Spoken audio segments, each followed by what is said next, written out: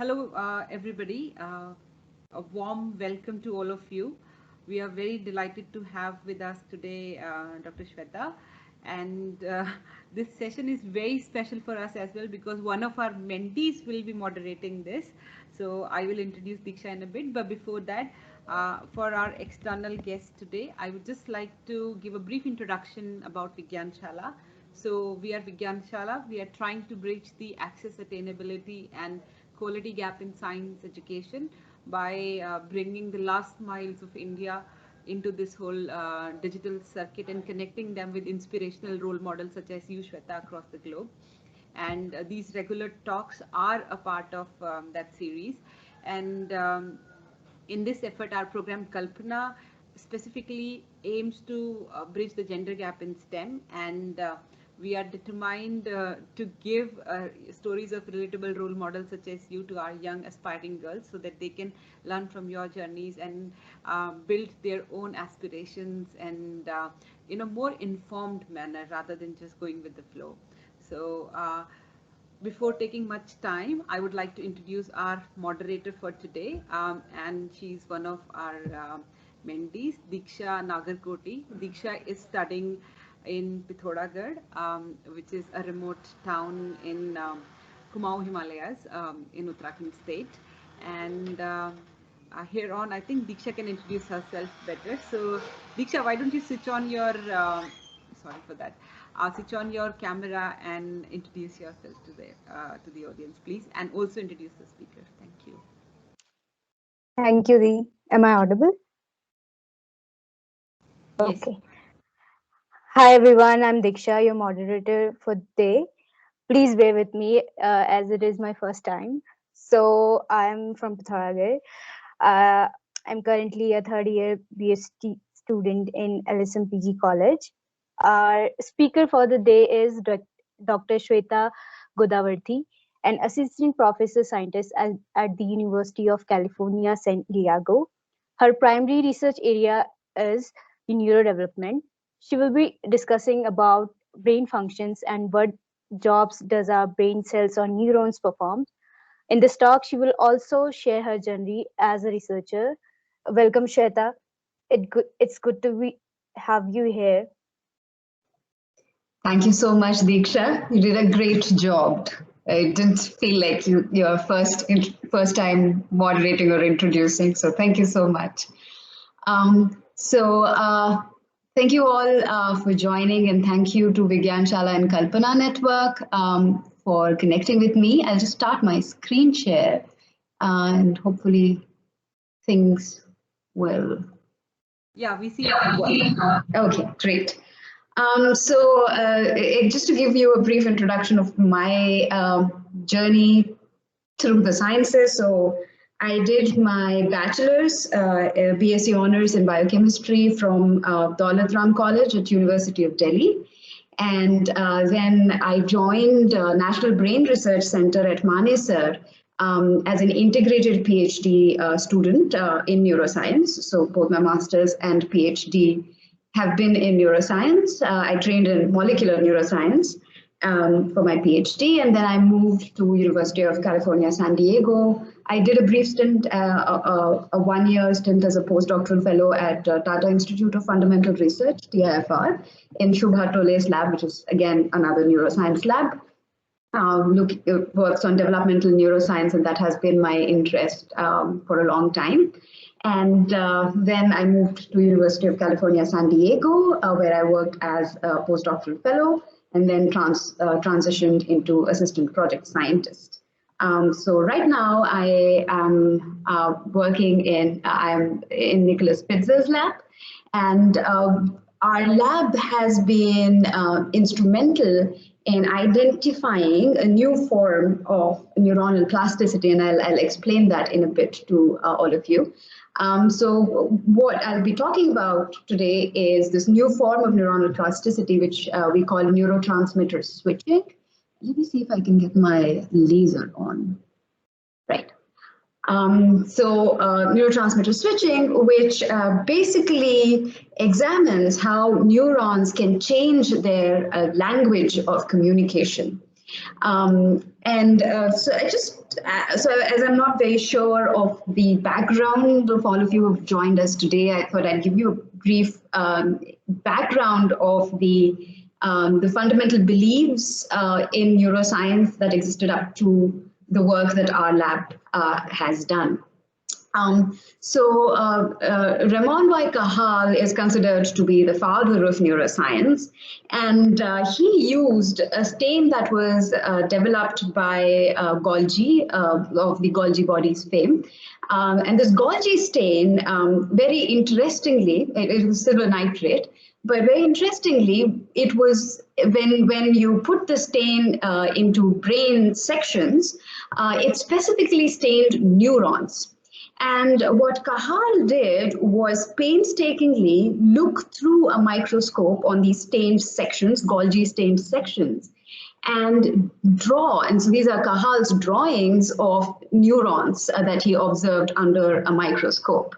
And what he found was neurons consist of this type of a shape, which is basically they have a cell body. And they have these large number of processes on one end, which are called as dendrites. And they have a single process that comes out on another end, which is called the axon. And depending on which region of the brain he looked at, so if he looked at the cortex, this is something like the neuronal shape was like this. When he looked at cerebellum, which is located towards the base of our brain, the neurons had this type of elaborate structures. And so these are all his drawings, and they led to our understanding of what exactly are the cells within the brain and how they might be working. So Cajal was the person who for the very first time suggested that in the brain, these neurons are single cells. And these single cells communicate with each other through little tiny gaps that are called as synapses. So, and now we know that neurons receive information from other neurons in the case of those that are located within the brain, or from sensory receptors for those that are located in the periphery. They receive information through these dendrites, so they receive information from multiple sources. They integrate that information and they send out information to the next recipient in this relay through their axons, right? And a cardinal dogma that has existed, let me go back to the slide, a cardinal dogma that has existed in neuroscience is, as I mentioned, so neurons are communicating with each other through tiny gaps that are called as synapses, right? And we know now that the way a neuron can communicate across these synapses is using chemical messengers, which are called as neurotransmitters. So when a neuron gets information from external sources, it converts it into electrical activity. All these different types of electrical activities are integrated in the cell body, and then it sends out this information through the axon as electrical activity, which at the synapse is converted into a chemical signal because it has to jump through space. So what the neuron does is it converts or encodes this electrical information into chemical signals or neurotransmitters that are now released at these synapses or junctions between these two neurons. These chemical signals are able to move across that junction, and by binding to specific receptors, equivalent receptors, so each chemical neurotransmitter has its own specific receptor. So they bind to these receptors on what is called as the postsynaptic site, so the cell that is secondary to this cell in the relay. And these receptors are basically ion channels, right? So what happens is you have flow of ions, so which are positively or negatively charged. And so now you have chemical information being converted into electrical information, and now it enters into the next cell. And so for a long time, a dogma that was held in neuroscience is what is called as the Dale's principle, which is that a neuron can express only one type of neurotransmitter.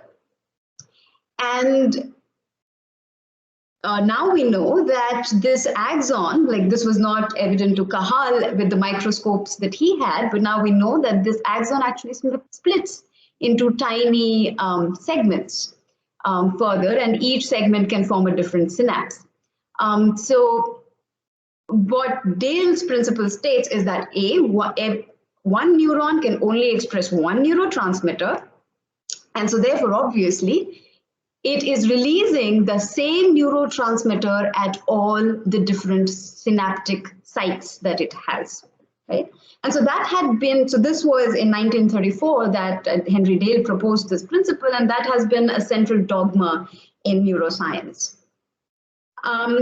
And when we talk of synapses, now synapses, like as we all know, we are capable of forming new memories, we are capable of learning new tasks. So synapses are not rigid entities. They should be capable of change or plasticity. And there are these classical forms of synaptic plasticity, wherein you can change, or neurons can change either so this can, like synaptic plasticity can be considered as a volume dial on your stereo, right? So you can either increase the volume or you can reduce the volume if you do not want it too loud. So one way of increasing the volume is what is called as increasing synaptic strength. So as I mentioned, every neurotransmitter has an equivalent receptor on the postsynaptic side. So what neurons can do is, if they want stronger communication from the presynaptic to the postsynaptic side, is they can increase the efficiency of the receptor that is present on the postsynaptic side. Alternatively, they can also increase the number of synapses from the postsynaptic side onto the presynaptic side. Or they can change the extent of excitability. So that means that a neuron, say, was able to excite the postsynaptic side, say, to only this extent, so this is electrical activity, whereas like if you add more ion channels, as I mentioned, you can increase the, with the same number of neurotransmitter being released, you can increase the strength that this neurotransmitter has now in being able to stimulate the postsynaptic side. So these were the classical forms of plasticity that people knew about so far. And as I mentioned, Dale's principle states that the neurotransmitter that is being released from the presynaptic neuron to the postsynaptic side will remain the same constant for the lifetime of the neuron. But work from our lab, that is Nicholas Spitzer's lab at UCSD, has shown that this is not true. That neurons are actually capable of changing their neurotransmitter that is being expressed on the presynaptic side. So, and this occurs both in developing and adult nervous systems. Now, this is important because usually developing nervous systems are considered to be more plastic, right? So like babies, we all know, like younger children have better ability to learn more languages. So their brain is more plastic as opposed to adult brains, which are not as plastic, and so therefore are limited in terms of their ability to learn new tasks. So, but neurotransmitter switching is seen in both developing as well as adult nervous systems. And what it involves is loss of one neurotransmitter and gain of another neurotransmitter, usually in response to changes in electrical activity in the circuit, right? Now, this can be, we have seen, can be driven by either natural sensory stimuli, so for example, light, or can be driven by motor stimuli, which can be running activity, which we have looked at in mice. And what is important, of course, is that this neurotransmitter change in the presynaptic side is associated with as we expect, change in the receptor on the postsynaptic side. So that's the only way you'll get a functional synapse, or the switch will be a functional consequence. So if there's no receptor expression on the postsynaptic side, the neuron can express whatever neurotransmitters it wants, it's not going to be a functional switch. And as you can see here, what I've mentioned here is that it often changes the sign of the synapse. So usually neurons, when I talk about neurotransmitters, they can be broadly put into two categories. So you have excitatory neurotransmitters, which is when they are released from the presynaptic side, they'll increase the firing on the postsynaptic side. Okay, so they'll excite the postsynaptic neuron. And then you have inhibitory neurotransmitters, which when they're released, will depress the firing of the postsynaptic neuron. So therefore, they're inhibitory in nature. And it is not just all electrical activity. This change that we are seeing at the molecular and electrical level in the brain is associated with changes in behavior of the animal. And I'll come to that in a so I just wanted to show you the transition of like how our understanding of neurotransmitter switching has evolved over the years, and how now the Dale's principle is no longer valid. It's, we have evidence against it now. So this was as far back as the 1980s. So what we are seeing here are cardiac myocytes. So they're basically muscle cells that have been taken from the heart, and they've been cultured in a dish. And what you see here, you can see that is labeled N, so this structure here. So these are basically neurons that normally innervate the heart, and they have been taken and cultured on top of these cardiac muscle cells, right? Now, these neurons that normally innervate the heart are adrenergic in nature. So that means that the neurotransmitter that they use is called noradrenaline. And when we look at the electrical activity, this is what the electrical activity of the looks like from these neurons, right? And we know that these use noradrenaline as the neurotransmitter because we can apply specific blockers towards this neurotransmitter, like in this case, it is propranolol. And you see that the electrical activity is completely removed, right?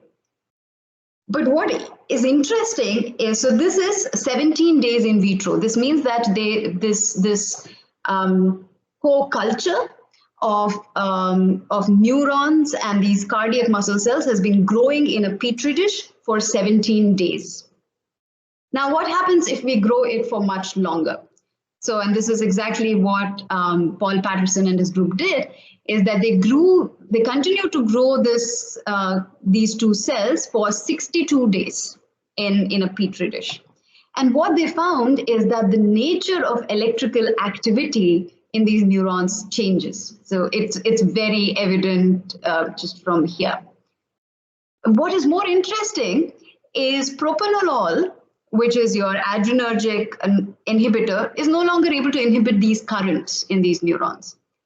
What is able to inhibit these currents is atropine, which is a blocker for a neurotransmitter called acetylcholine, right? So which basically means that these neurons have gone from being adrenergic, that is using noradrenaline as their neurotransmitter, to using acetylcholine, and so therefore transforming into cholinergic neurons with longer culture times.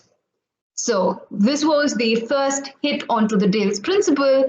Neurons in culture are able to change their neurotransmitter identity. So their identity is not fixed.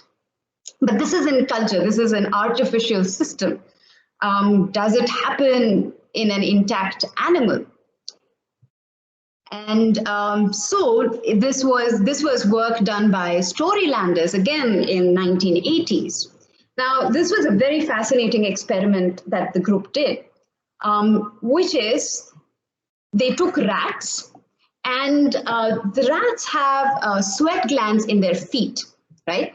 And these sweat glands are innervated by adrenergic neurons. So these neurons release noradrenaline.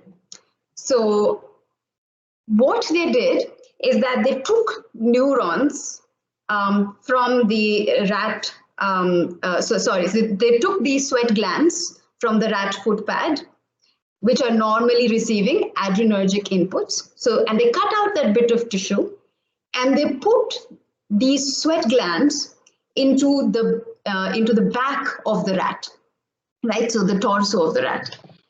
Now the torso of the rat receives cholinergic innervations, right? Now the question is, if you change so all that they have done is that they have changed the target of these neurons, right? So the neurons in the trunk normally project to the cells that should technically receive adrenergic innervation, but that technically should receive cholinergic innervation. But now what they have done is they have instead put in a tissue that normally receives adrenergic innervation. And what they find is, interestingly, the target tissue or the postsynaptic side is able to drive the identity change of the neurons even in vivo, in an intact animal, right? So these neurons lose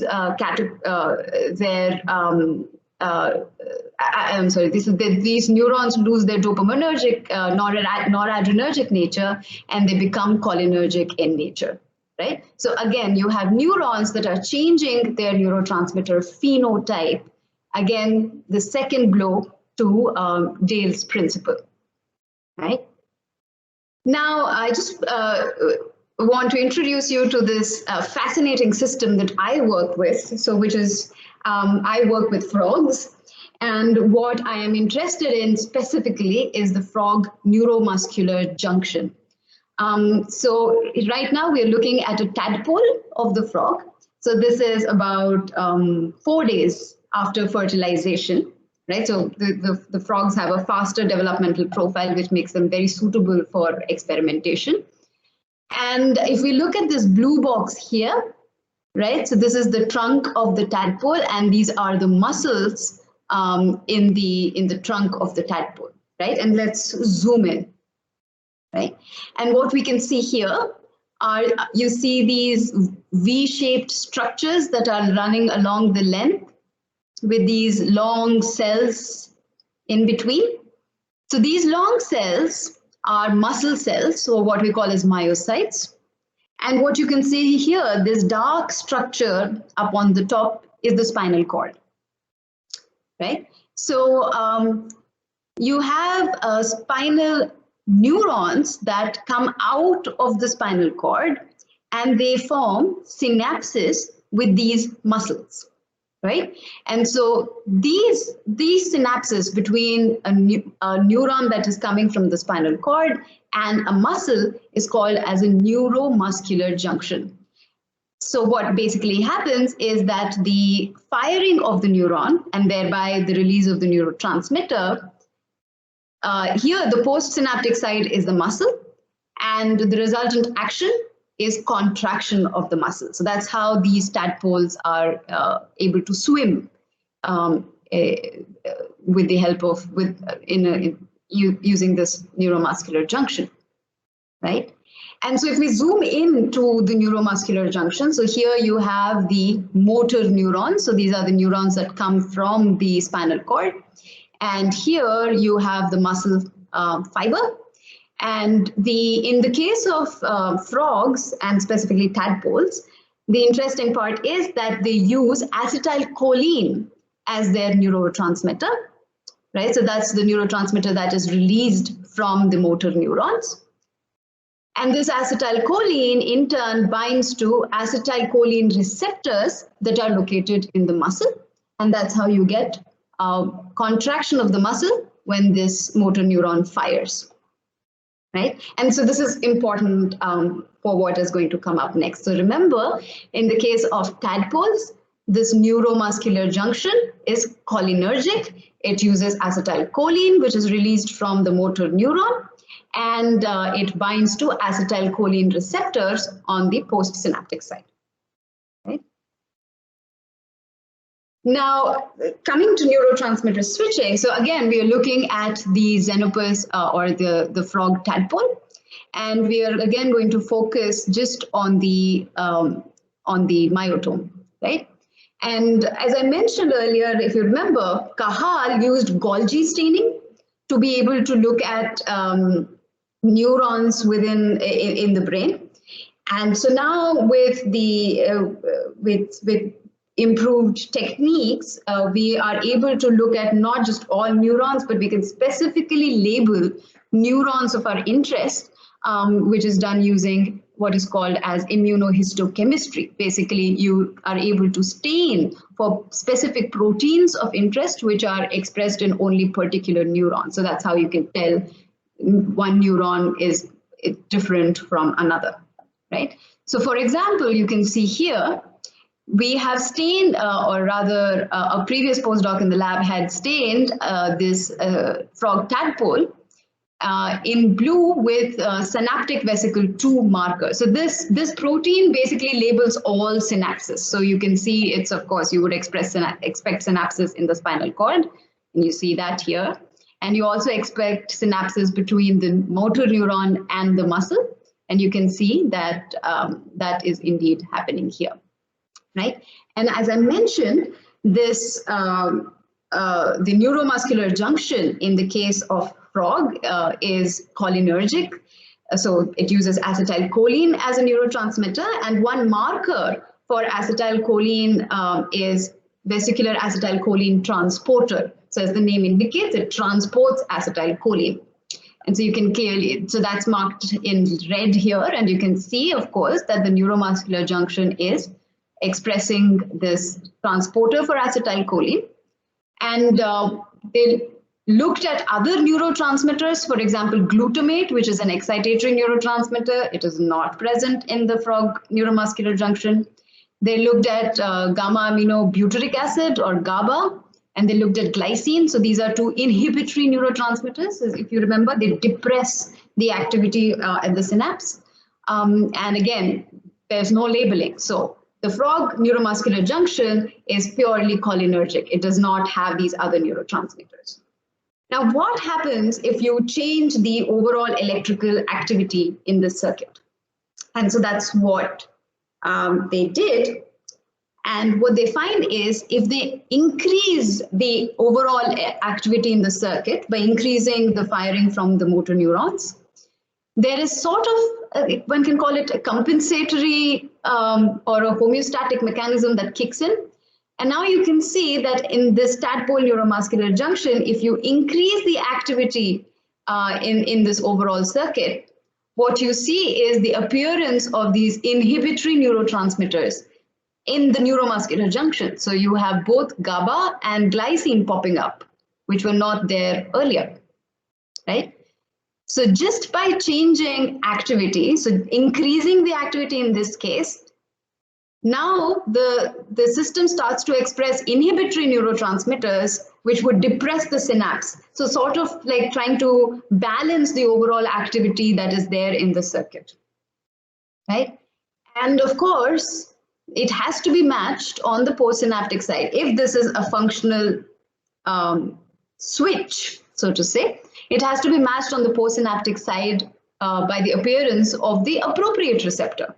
So as you can see, when you enhance under, you would have the acetylcholine receptor, which will bind to acetylcholine, but you also now have the appearance of GABA receptor and glycine receptor, and this is on the muscle cell, right? So the neurons, the motor neurons, are now expressing these inhibitory neurotransmitters, and the muscles are expressing the appropriate receptors. So they now have these receptors to the inhibitory neurotransmitters.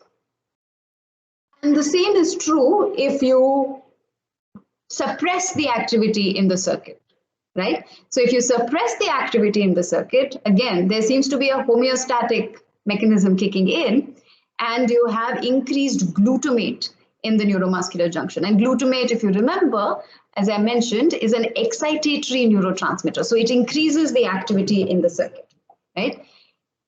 And on the muscle side, they start expressing these receptors to glutamate under the suppression condition, right? So just by changing the activity in the circuit, you can change the neurotransmitter being expressed in the motor neuron, and you see that there is a functional consequence, which is that you have the appropriate receptor now being expressed on the postsynaptic muscle. And if you remember, I did say that neurotransmitter switching has behavioral consequence, right? So if you see here, one example of this is its role in camouflage behavior. And again, I'm going to take the frog as an example.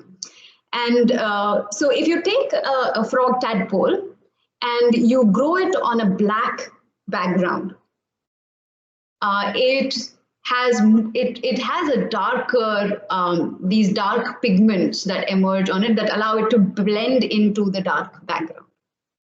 However, if you take the same tadpole and you grow it on a white background, it would, if it had the same extent of dark pigmentation, it would pop out and stand out in that background.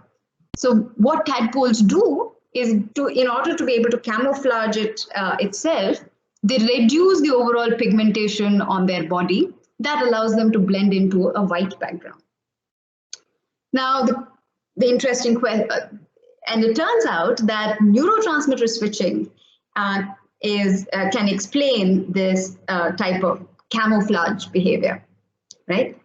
And the region of the brain that is involved in this camouflage behavior, you don't need to know the details, but like broadly, there is a region in the brain that is called as the suprachiasmatic nucleus.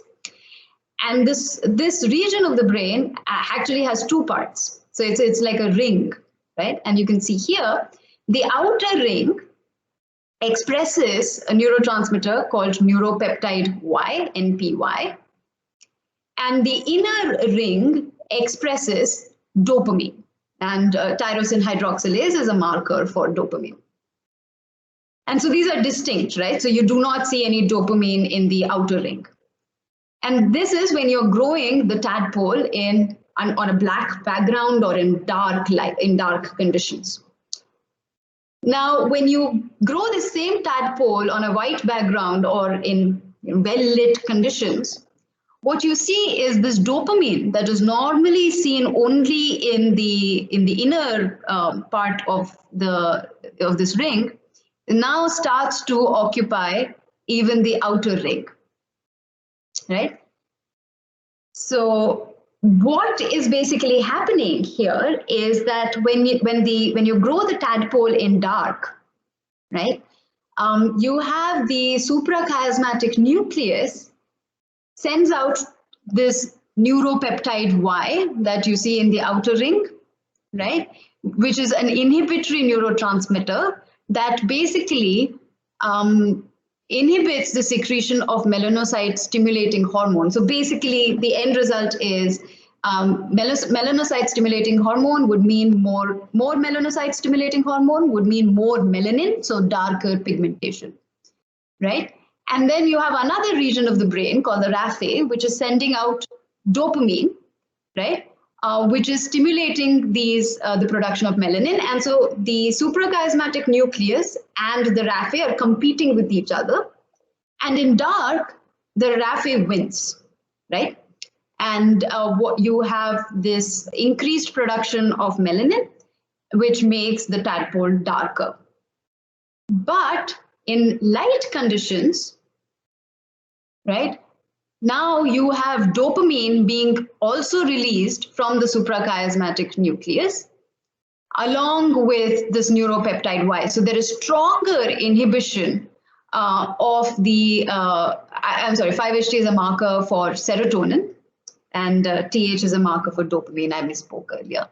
So, so there's a competition now between serotonin and dopamine and neuropeptide Y. So now there are two inhibitory neurotransmitters and there's just one excitatory neurotransmitter. So in this case, in light, you have the inhibition winning over excitation. So there is reduced melanin formation, and that is what results in reduced pigmentation of the tadpole when it is grown on a white background.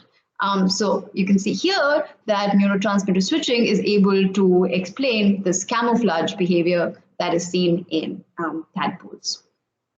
Right. Now this is all great, but now there is a problem, right? So if neurons are changing their neurotransmitters this frequently, as the work from our lab suggests, and the postsynaptic side is changing its receptors so frequently, how do we even achieve stable synapse formation, right? Now, one can take a cue from communication systems, right? So we're all from India and we all speak multiple, many languages, at least more than 2 languages. And what we generally do is when we start a communication with someone, we speak something in the language we think the other person will understand. And so that gives our transmitted signal. And usually the other person will nod, like, which will tell us that, oh, they're understanding. And so now we can have, we have a channel of communication that is open between us. So there's acknowledgement from the other side. So that tells us that now we can communicate. So could something similar explain how stable synapses are formed in this really otherwise plastic expression of neurotransmitter and receptor on the postsynaptic side? And could the acknowledgement signal, that nodding of the head, be something that the postsynaptic receptor sends to the presynaptic side? So the presynaptic side can keep releasing the neurotransmitter, but the postsynaptic side has to be somehow able to tell the presynaptic side, yes, I understand you. And once that signal is sent, now you have a channel of communication between these two neurons, or in our case, neuron and muscle, right? And my work involves actually testing this very hypothesis, right? So we know from the previous work that you change the neurotransmitter on the motor neuron and you change the receptor on the postsynaptic side, right? But what would happen if I change the receptor on the postsynaptic side? Does the neurotransmitter on the presynaptic side change, right? And if you remember, I had told you that the tadpole neuromuscular junction is purely cholinergic. So it is only expressing acetylcholine as a neurotransmitter. So what I do is I take these newly fertilized frog eggs. So this is at the 4-cell stage. So basically, the zygote has divided to give rise to 4 cells. And the advantage of using tadpoles is we know exactly which body parts in the tadpole will be given rise to by each of these cells. So, for example, I know that if I take this cell here, which is called as the ventral blastomere, basically, if I just take this cell and I put something in it, then it will land up in either the gut, that is the stomach of the tadpole, or it will end up in the muscle of the tadpole, right? So what I can now do is I can express a receptor that is normally not expressed in the muscle by injecting it into this specific cell at the 4-cell stage. So what I do is I inject GABA receptor, right? So GABA receptor, so the neurotransmitter in the motor neuron is expected to be GABA, right, which is an inhibitory neurotransmitter. So what I do is I inject GABA receptors into the blastomere or into this specific cell here. And the expectation is if the receptor is expressed, it will be expressed in the muscles of this tadpole. So this is what the tadpole looks like 3 days after fertilization. And the advantage is that I can tag this GABA receptor with a fluorescent protein. So it's basically a marker, so a green fluorescent protein. So it will shine green when I put blue light on it. And that way I can track the expression of this receptor in the animal, right? And this is a blastomere that, like, as I told you, 4-cell stage. Right now we are looking at 16 cells, a 16-cell stage. So basically now you have 16 cells, and then there are, so 8 here. So let me just highlight it. And then you have 8 on the other side. So you're only seeing one face of this. And you can see here that you can see this green color, which is basically the GABA receptor that I've injected. We're able to inject it into a specific cell of our interest, and this is called the blastomere at this stage. And when we look at 3 days after fertilization, you can see this is a muscle cell, and that is green in color, so it is expressing our receptor, right? And in red is, again, a generic marker, which is labeling all synapses. So that's called SV2, synaptic vesicle 2, right? And now what happens when we express GABA receptors, right? In an otherwise system that normally never has GABA receptors in it. What we see is that you have these, so you can see this is a neuronal process, right? So this is the spinal cord out here. Usually you would have muscles sitting here, right? And you see this process, which is GABAergic. So that has been stained for GABA. So you have these processes that are GABAergic, and they are innervating the trunk and possibly forming contacts with the muscles. And these are neuronal in nature because we can stain it for synaptic vesicle 2, that, if you remember, labels all synapses. And well, this indeed does label, this is indeed synaptic in nature. You can see it is sitting right on top of a green cell, right? And in normal conditions, as I told you, GABA is an inhibitory neurotransmitter and is specifically located in the spinal cord only in the case of tadpoles. It's not present at the neuromuscular junction, right? So this was something interesting. And what we also stained for, I hope I'm able to, no, the movie is not working. Basically what you're seeing here, let me save this. No, sorry. So basically what we have also done is stained it for a marker for acetylcholine, which is chat.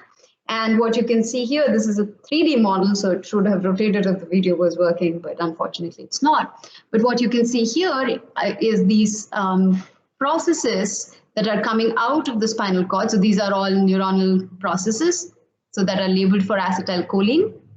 And you can see that there's this one sickle process that is positive for both acetylcholine as well as GABA, right? Well, but how is this neuron getting GABA, right? So we are only expressing the receptor on the muscle, and we are seeing changes in the neuron.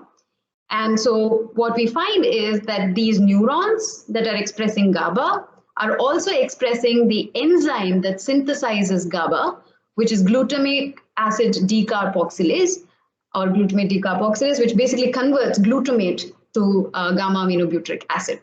And so you see that there's these neurons that are sitting in the spinal cord. So this is the cell body of a cholinergic neuron. And this is another cell body that is positive for both a marker for acetylcholine and for the enzyme that synthesizes GABA. So that's why it's pink in color.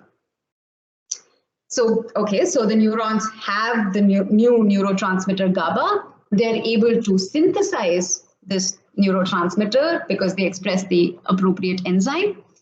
But for releasing this neurotransmitter at the synapse, you need specific transporters, right?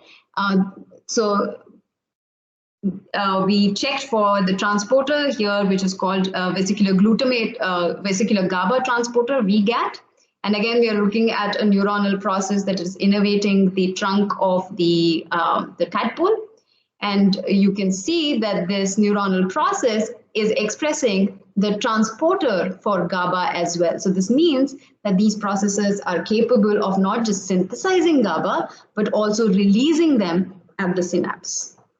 And so here what you would see is that we have inhibited all the acetylcholine receptors on the muscles using a blocker. And we add an agonist or an activator of the GABA receptor, which is called as mucimol.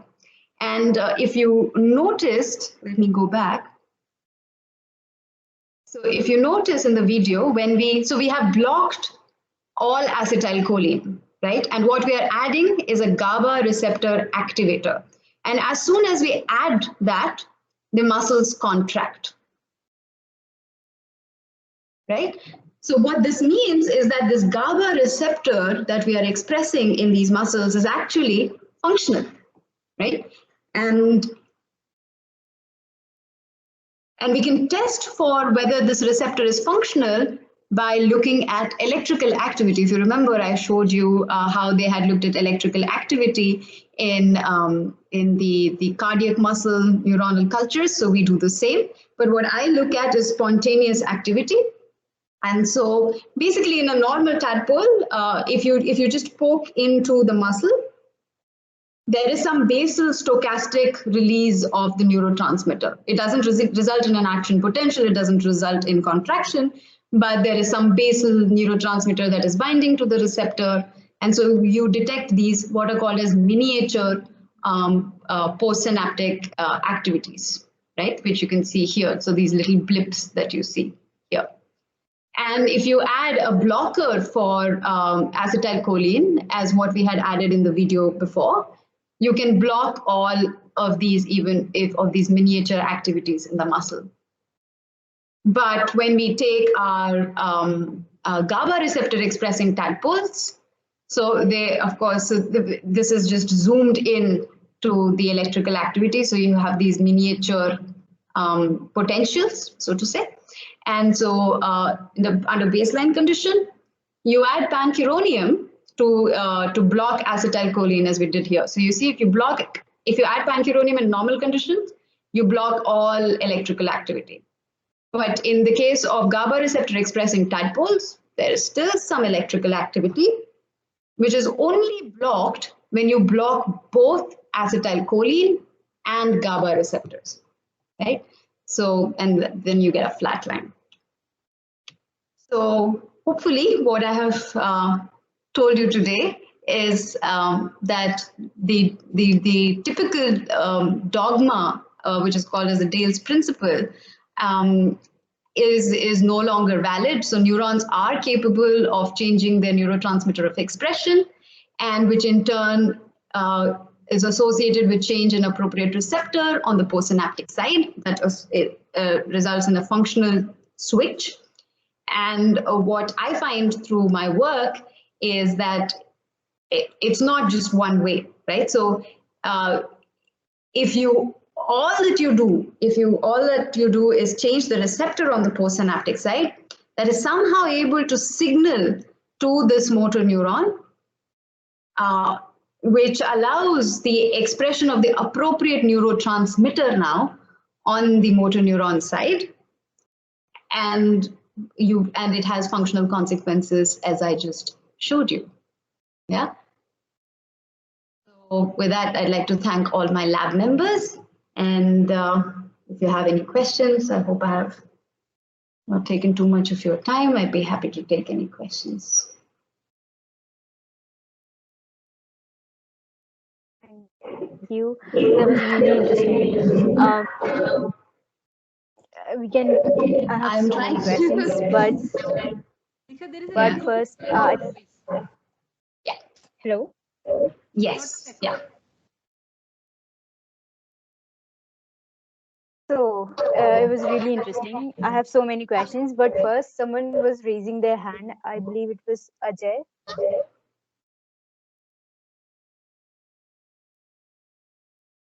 Ajay, are you there? Paritosh. Yeah, you can unmute yourself and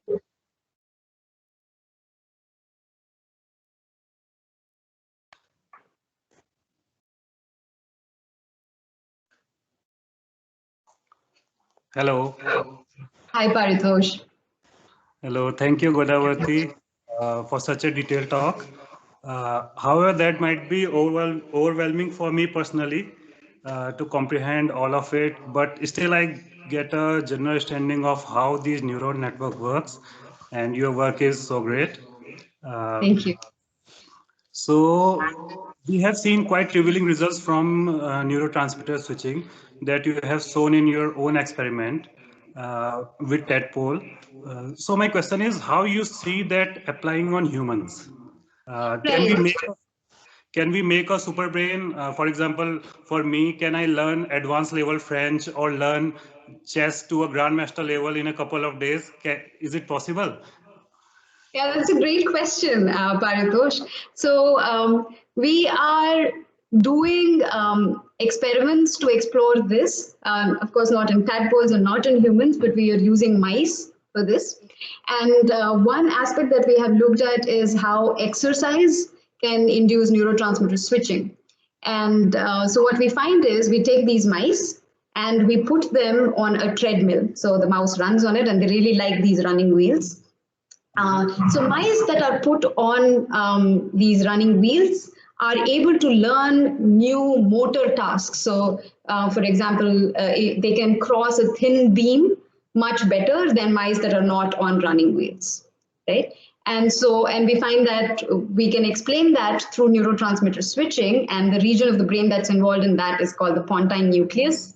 That's showing the neurotransmitter switch. So evidently different parts of the brain are, of course, they control different functions.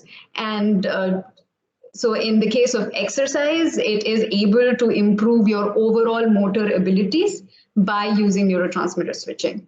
And the interesting part is that this neurotransmitter switching is reversible. So if you stop putting the mouse on the running wheel, 1 week later, it loses that switch. And so it's no longer as good. So you need to keep practicing the task so that your motor abilities continue to remain good. The other thing that we are testing in the lab right now is how one can treat disorders, like, for example, post-traumatic stress disorder, PTSD, or addiction, and autism. That's something that I am working on, autism spectrum disorders, and how by either preventing a neurotransmitter switch from happening or inducing a neurotransmitter switch, we are able to rescue some of the symptoms in these disorders. So yeah, that's this ongoing work. Okay, thank you for that. Of course. Thank you, Paritosh. Anyone else? So I just have a follow-up question, if that's okay, Diksha. Can I ask, like, what? Yeah, sure. So first of all, Shweta, thank you very much for such a wonderful and, like, very enlightening talk. Like, I'm not from a biology background, but then I could understand much of it to a good extent. So thanks a lot for simplifying such complex research for all of us, and which is a brain, like, has been very intriguing question for the human civilization for many years. So it was very informative to hear such a nice talk from your end, where you simplified everything. So I was just wondering, following up on Paritosh's question, so if somebody who is super physically active, for instance, can it be extrapolated that they are going to be equally sharp mentally too? And I mean, by mental sharpness, I mean, like, can they sort of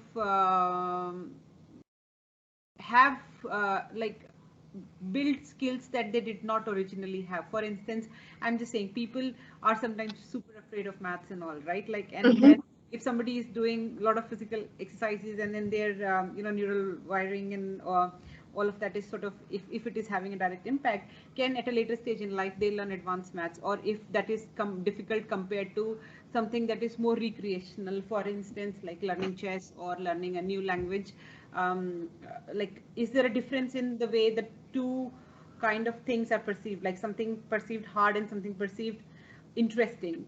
So right. So I hope I made my question clear. I hope I understood your question correctly. So basically, in our understanding of how the brain works tells us that we have two different types of memory, right? So we have procedural memory, which is, for example, riding a bike. So once you learn that task, you never forget it, right? So it's you can get onto a bike 10 years later and you'd still know how to ride it.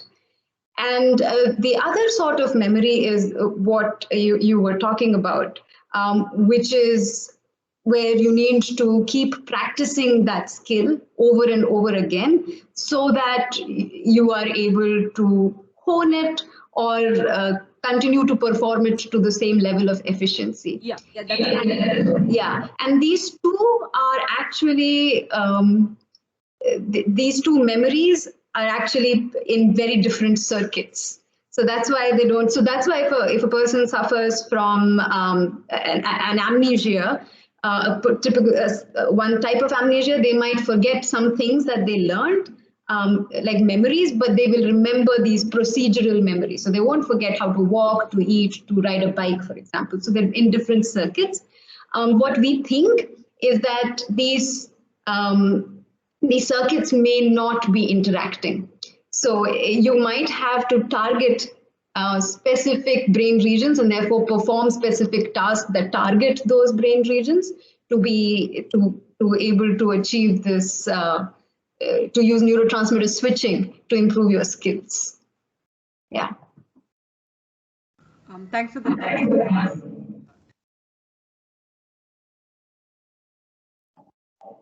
Prabhat, you can unmute yourself and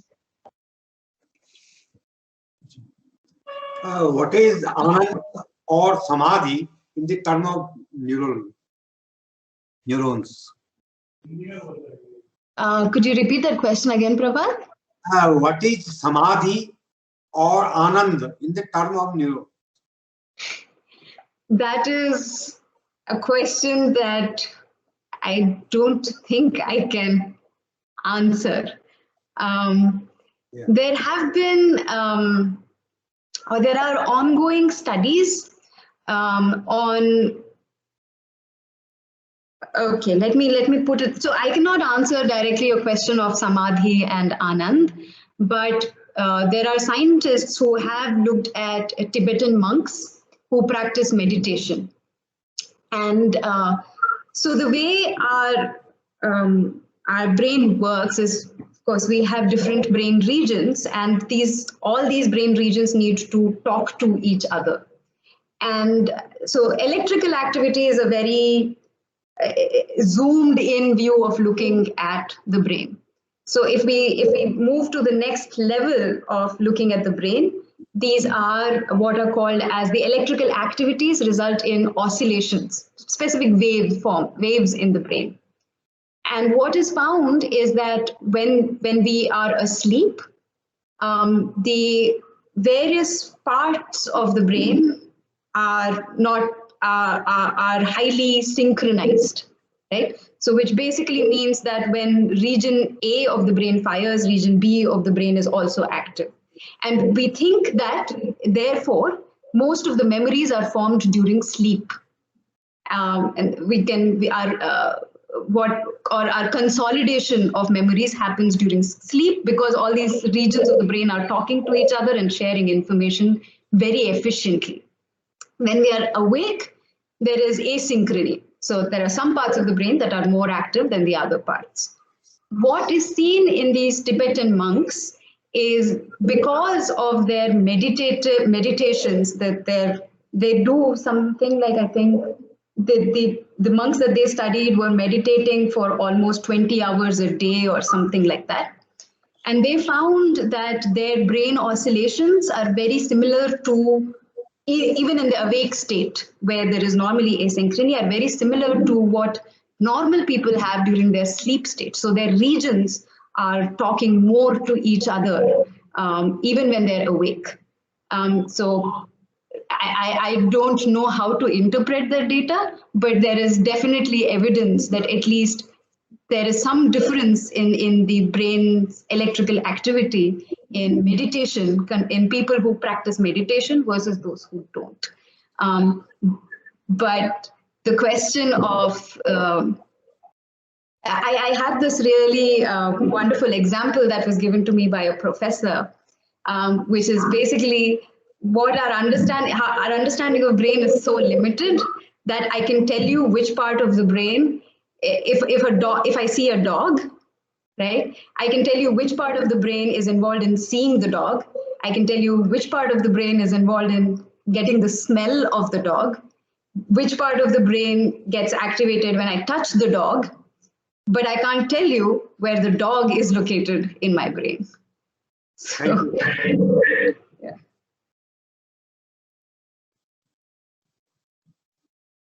Wow, that was really interesting. So we have another Kalpana fellow among us, Gunja. She's saying that she belongs to Manesar and NBRC is just 30-minute far from her house. And she also visited and saw the real brain. Mm-hmm. Yeah. And her question is that our neurons respond to stimuli, right? So when we are culturing them, so what factors are present which help in neuron function outside the body? Oh, wonderful question. Wonderful question. So we add a bunch of growth factors. We know, for example, there is brain-derived neurotrophic factors, and there are other factors that are added to the petri dish to keep the neuron alive, right? But we cannot provide the stimuli in a petri dish that a neuron receives normally. That cannot be replicated. Which is why we prefer to study molecular signatures. Like, so what are the proteins that are expressed by this neuron? What is the mRNA? What are the different types of mRNA that are expressed in these types of neurons in a petri dish? But we do not draw we cannot extrapolate very easily from our understanding of a neuron in a petri dish to what a neuron does in the brain. So which is why if you remember in the initial slide when I showed you that in the culture they showed that neurotransmitter switching can happen, it can just be an artifact because you're artificially growing the neuron in a petri dish. So it might behave very differently inside the brain, which is why that the next study that I showed you became important because they did it in an intact animal and they showed that the same phenomenon exists. So whatever is done in vitro, that is in a petri dish, has to be verified again in vivo, that is within an animal system. That can be rat, mouse, tadpole, monkeys in some cases, but it needs to be, or even humans, it needs to be verified in an intact animal that it is indeed true. Well, I hope that was satisfactory. Her second question is, what will happen if nervous system produce less acetylcholine enzyme? Nice. So normally so there is this disease called myasthenia gravis, where basically the body attacks its own acetylcholine receptors on the muscles, and so the acetylcholine receptors are removed, and therefore there's an overall decrease in acetylcholine in the motor neurons, and the effects are very, very drastic and severe. So it results in inability of a person to move, and it's a serious condition that afflicts people. But that is acetylcholine in the periphery, so to say. So that's not in the central nervous system. In the brain itself, the major neurotransmitter is either glutamate, excitatory neurotransmitter. Acetylcholine usually is in conjunction with glutamate. It usually works together. It's never present alone. Well, of course, I guess you would be familiar with Parkinson's, which comes out of deficiency of dopamine. Yeah, But acetylcholine in the central nervous system would always occur with glutamate. So, yeah. Thank you, Shweta. Gunja is thanking you too. So my question was about neurodegenerative diseases, right? What really goes down in the brain or on the neurons that it leads to Alzheimer's or Parkinson's? What really happens, and how what we know now can help cure that? Because I was reading something about they can culture the neurons and then replace the ones that are in the brain. So could you elaborate on that? Yes. I'll talk about Parkinson's because there is better progress in terms of treatment for or our understanding of Parkinson's is not yet complete. So as I mentioned, Parkinson's arises because of these specific neurons in the brain in a region called as the striatum that stop or that lose the ability to produce dopamine, which is the neurotransmitter. And this dopamine is what is responsible for bringing out fine motor movements. Like, for example, when I try and grab a glass, I know exactly how far my hand should go and when my fingers should curl so that I can grab the glass. And this is regulated by a striatum and cerebellum, these two regions. And in the absence of dopamine, you can't perform this task, even this simple task, right? And of course, like you see, their tremors start coming in, and they exhibit this jumping type of a gait. So they're all motor deficits. What we know is one very effective treatment for Parkinson's, apart from, of course, putting in dopamine into the system of these patients, so they're given these medicines, is what is called as deep brain stimulation. So, which is interesting, and that's something that we are interested in studying because it somehow we think links to neurotransmitter switching, is that you have lost the neurons, right? You don't have dopaminergic neurons. But what doctors see is that if you put an electrical implant into the brains of these patients and you directly stimulate the striatum, you're able to improve their motor activity. So, so that's interesting, and that's something that we want to ask is, again, what they're changing is electrical activity. And so what we want to hopefully do in the future is check how is electrical activity bringing about this change, and well, our money would be on that there's some sort of neurotransmitter switch that is happening that is then correcting for everything downstream. Alzheimer's is far more complicated. There is even a debate on, so in Alzheimer's you have these accumulation of proteins, this specific tau protein in the brain, and that causes the death of the cells. Well, we don't even know whether the protein that is accumulating is a result of or a cause of the disease.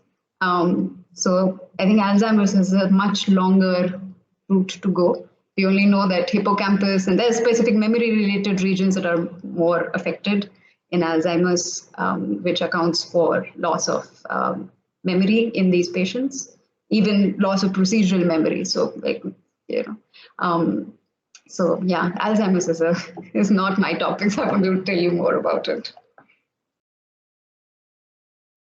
Thank you, Shweta. You explained it so simply. So, do we have more questions? I just have a follow-up question with what you said, Diksha. So, I mean, I understand Alzheimer's and Parkinson's are not in your domain, but it's just a generic curiosity that came up. So I'm wondering, like, people who are physically fit, are they less likely to get neurodegenerative disorders? Like, do we have any correlation like that available in the domain? Or like, I don't know, are certain kind of people more susceptible to Alzheimer's and Parkinson? And if they increase their physical activity, and I know I've seen this thing, like people who try to solve puzzles and all, for them it can be slowed down, but is there a correlation with physical activity? That's what I wanted to know. Yeah. We think so. I am. So the issue is there are actually, so when we talk about Alzheimer's and Parkinson's, there can be several causes for it, right? So you have genetic causes where you have a specific gene that is mutated, and with the current understanding, we know the progression of the disease. Like, for example, if you have mutation in gene A, maybe 30 years down the line, you will start experiencing the symptoms for Parkinson's, or if it's an Alzheimer's related gene. Then we have this large group of Alzheimer's and Parkinson's patients, which doctors like to call as idiopathic cases, which basically means we don't know the cause. So it is in these idiopathic cases that, as you rightly said, there have been these correlations that these have not been established as causal, so we don't know if exercise actually helps in some way, but there is correlational evidence to suggest, at least in the case of Parkinson's, that it might help. Even in patients of Parkinson's, dancing has been shown to help them to improve their other motor activities. So that's one example, yeah, that I can tell you. But in Alzheimer's, I haven't come across, I haven't read enough to be able to tell you whether exercise has been shown to be beneficial. Thank you, Shweta. Of course, Darshan. So, anyone else?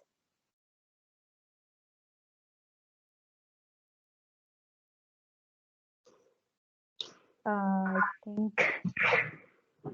Okay. So we don't have any more questions. Thank you so much, Shweta, for being with us here today. That was a really interesting talk. You beautifully laid out such a complicated topic. Thank you so much. Thank you, Diksha. Thank you, Darshana. Thank you all for your questions. Thank you very much for your time, and we Thank really you. appreciate. Yeah. Thanks to you, Diksha, for moderating the session so well. So well done on your first time. So you sounded like a seasoned moderator. So great, well done on that. And thanks, Shweta, for your time and answering all the questions so patiently and spending this whole hour with us. We're very grateful to you for your time and hope to see you around more often, sharing the excitement of science that you pursue with young minds. So thanks a lot again. Thank you. Thank you all. Bye-bye.